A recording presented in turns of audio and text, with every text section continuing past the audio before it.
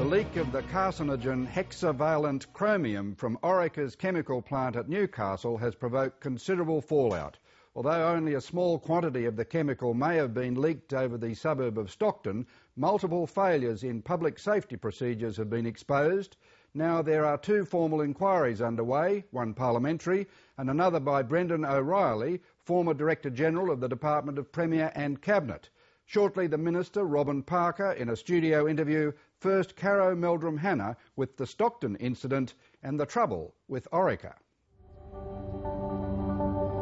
3 weeks ago, as dusk was falling over Newcastle, north of Sydney, a silent catastrophe was unfolding at Orica's ammonium nitrate plant at Kooragang Island. The toxic chemical, hexavalent chromium, was leaking from one of the plant's vent stacks and into the atmosphere.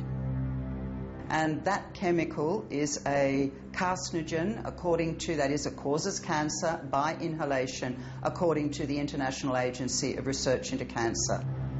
The leak is said to have lasted for around 30 minutes. Then we gather there was quite a long delay, anything up to 16, 17 hours, before the company notified the regulatory agency, and then I gather there was another significant wait until the regulatory agency, the governments, informed the residents.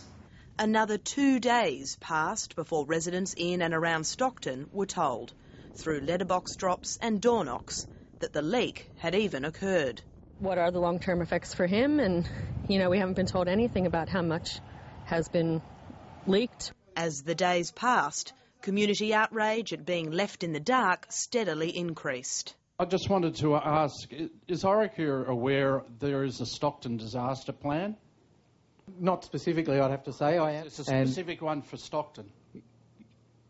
After tonight and in the weeks and months ahead, as I said, we're very keen to work with the community. Just a call to 000 would have been sufficient to put that in place.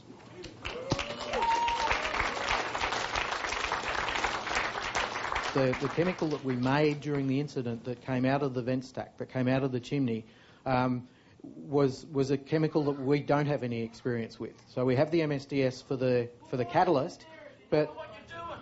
Exactly. Why are you there if you don't know what's coming out of the place? What they've got to do is put somebody in jail.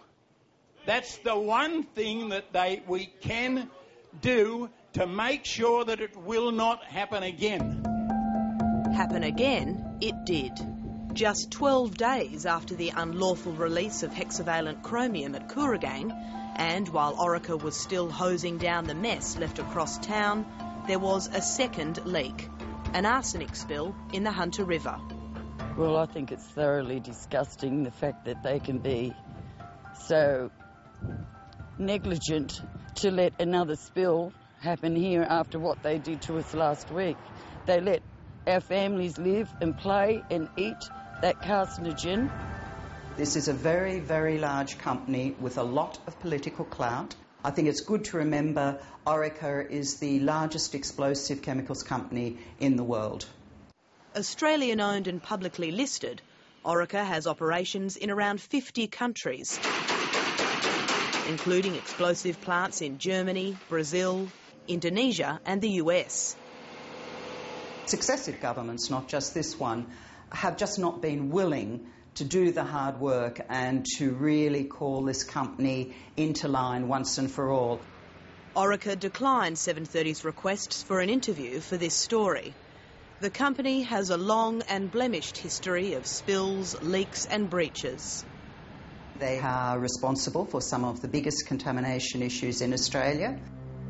In 2003, it was confirmed the cancer-causing chemical ethylene dichloride, or EDC, had been leaking for decades from a hairline fracture in a storage tank at Orica's botany plant and into the water table and the botany aquifer, creating a massive underground toxic plume.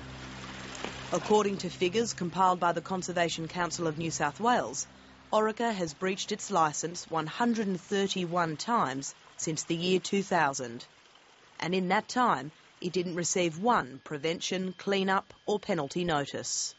and only once are we aware were they ever taken to court by the department. Some of those breaches were very serious. Under the relevant Act, companies like Orica are under no legal obligation to notify the community about a leak or chemical exposure. The only requirement is to inform the regulatory agency or the government as soon as practicable.